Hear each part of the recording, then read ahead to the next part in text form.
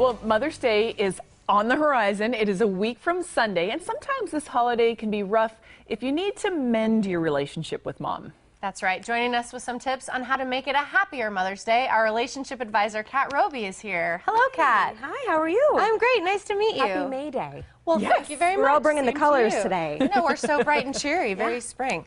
Now, tell us some of the challenges in relationships between mothers and adult children. There are so many. I bet there are, yeah. Where do we start?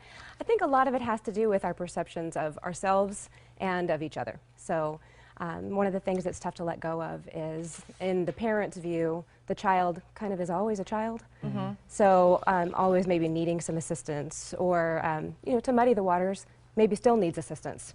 Maybe is still living at home as an adult. And not that there's anything wrong with that, but it can kind of cloud things up a little bit.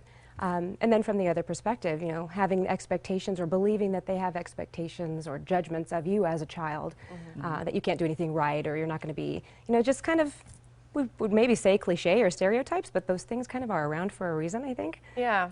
I feel like as an adult, you know, sometimes a mother is simply offering an opinion. Maybe you didn't ask for it, but it's very easy to get defensive about a mother's opinion, especially mothers and daughters. I feel like that relationship is always sort of the most strenuous. Yeah, and in a lot of ways too, especially, you know, obviously just in regular everyday life, but also when it gets involved with marriage items, you know, the daughter's marriage or parenting, it can be seen that, you know, mom can be looked at as a, well, a critical voice. Right. You know, maybe someone who does know, but maybe the daughter or son, you know, want to go out and do things a little bit differently and feeling like they don't maybe have the freedom to spread those wings. But the key is they do have that power. It's just really uncomfortable. It's really uncomfortable to pull away from that bond a little bit, knowing that or trusting that they're still going to be there, they're still going to be loving you, and they're still going to be supportive, because they might not show that.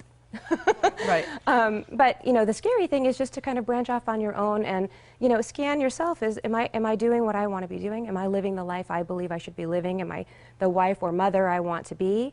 And if all of that aligns and still doesn't go in line with what your parent might see, it can be a real dissonance, and it creates some tension. So It does, and you can even lose maybe that connection between mother and daughter, or mother and child. And what are some tips on maybe trying to work towards improving that connection? well, from both sides, I think it's important to see the, you know, you have to have the respect, I guess. You know, you don't have to agree, but the idea works, you know, this person's idea works for them and vice versa. Or maybe even just having some respect for the fact that they're trying something different. They're not necessarily yours anymore to care for. So that's a really tough shift for some people, especially when they disagree with the choices being made. From the child's perspective, or the adult child's perspective, you just kind of have to own your choices and feel, you know, strong enough, I guess, to walk around, even when in the face of what might be disappointment.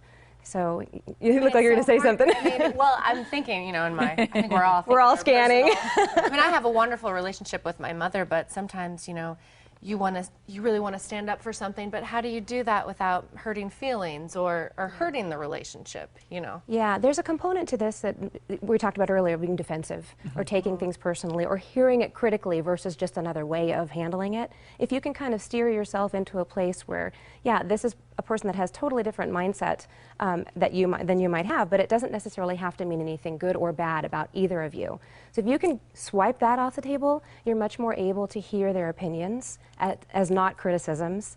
You're much more able to see that this person's decisions are based on their needs, not as an affront to you and your teaching.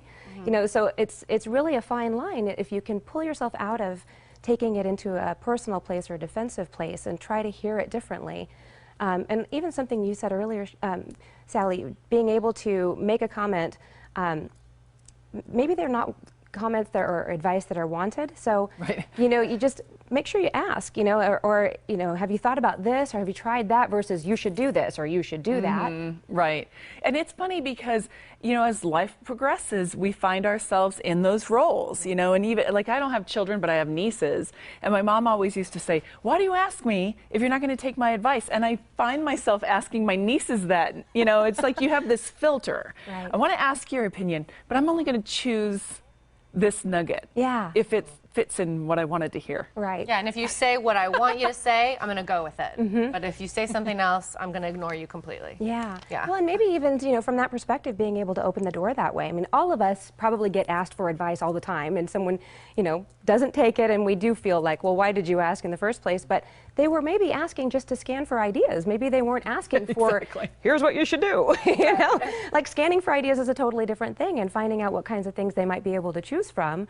So being able to start a conversation that way and say, I'm not sure what I'm doing. I'm gathering some ideas. What are your thoughts on it? Might set it up so that it doesn't feel like you're supposed to do it a certain way once they outline it for you. Exactly. Well, Thanks so much, Kat, Kat. that's some great advice, especially with Mother's Day coming up. Yeah. Thank you so much. Celebrate Mother's Day. Yes. Right. Exactly. To get more tips for mending relationships, just call Kat Roby at 906-3392 or go online to robycounseling.com. Again, that's 906-3392 or robycounseling.com.